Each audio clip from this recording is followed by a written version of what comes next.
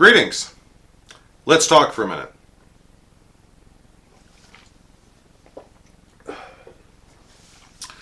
So, a number of years ago, I wrote a blog post called "The SCA is Writing Its Own Historical Fantasy," and that's okay.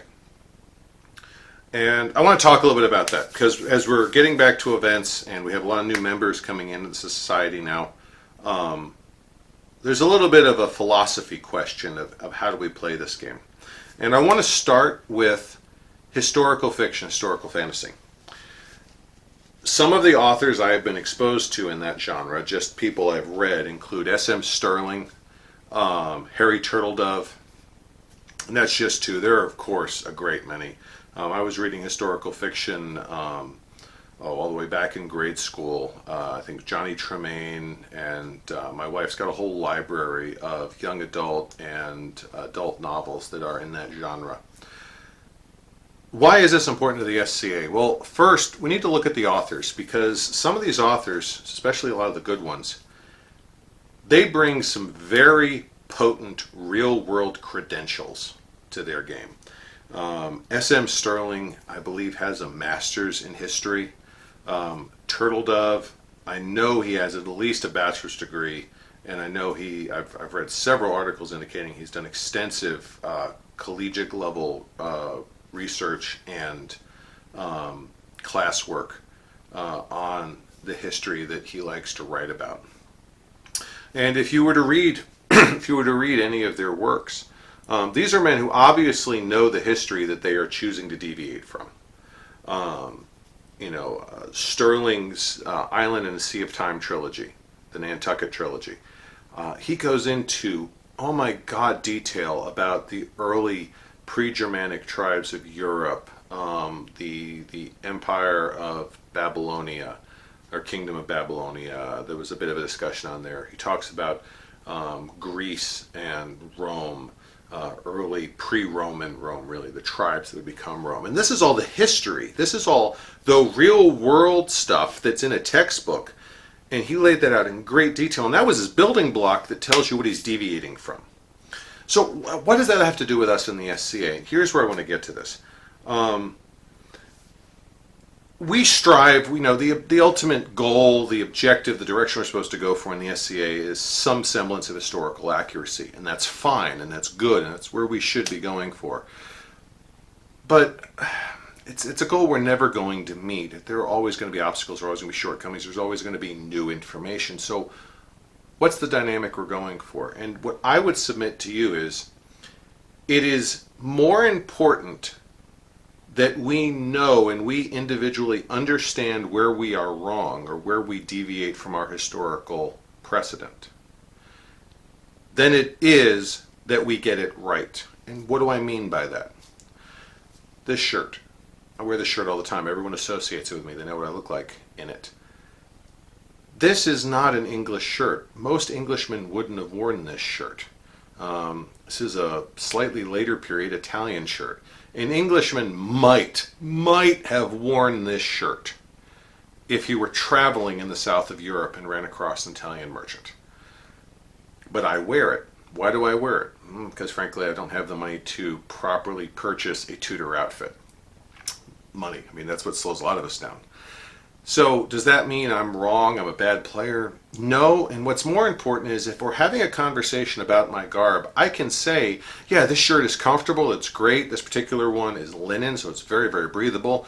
But understand that this isn't something that my persona would wear native to England. I would have to say I traveled to the south of England, south of Europe to have access to this particular cut of shirt. And by having that conversation, you acknowledge, I know where I need to go. I know where I need to get to. I'm just not there yet. And that demonstrates a level of understanding and a level of competency and a level of engagement in historical matters. It's far beyond someone slinging on a costume to go have fun. This hat. Everyone understands this hat is mine. Everyone sees this hat on me. This hat is vaguely historically accurate. You would never see a hat with this type of brim and this type of top in my period in England. It just didn't exist. So why am I wearing this hat? Well, mundanely, I'm a cancer survivor. I've never made any secret of that, and it was made clear to me by my physicians that even though I did not have skin cancer, one of the concerns if I were to develop cancer again was they would have to burn time trying to make sure it wasn't some skin cancer. So I should be very careful spending a lot of time outdoors. Make sure to use a lot of sunscreen. I happen to hate sunscreen. It's greasy. It messes with my skin. So I commissioned a hat maker to make this hat, and this has a very wide brim. And this is deliberate. I am taking an existing, very English design of hat, and I am asking that it be altered to meet my needs. Now, did this hat ever exist in period somewhere with this brim? It is possible, but we have no documentation. But I understand that this is deviating from a historical design, and I can simply say, I commissioned a larger hat because I wanted more protection from the sun. Again, I demonstrate the understanding of I know what the historical point of reference is, I know what the historical artifact is, and I am choosing to deviate from it, knowing that I am deviating from it. That is how I approach this. My awards, an Englishman would never wear his, first of all, there weren't a lot of awards and medallions that a gentry, which is what I would be playing in England, would be wearing in England, except for very, very formal occasions. This is very much ahistorical for me. And I can't really justify it except to say a when in Rome, do as the Romans do mindset of I'm in Onstior and displaying your awards is appropriate here. And an Englishman traveling would do that. But again, I understand that I am deviating from that practice. It's not that I am displaying a 100% accurate persona now. I'm not. I'm working toward it. There are things that I want to improve on. But I understand first where I need to go. So if someone engages me in conversation about where would that outfit have come from, how would you have displayed these awards, what would this be made of? I don't have to be wearing the right thing. I don't have to be displaying the right thing to have an intelligent conversation about it. And this is the critical thing.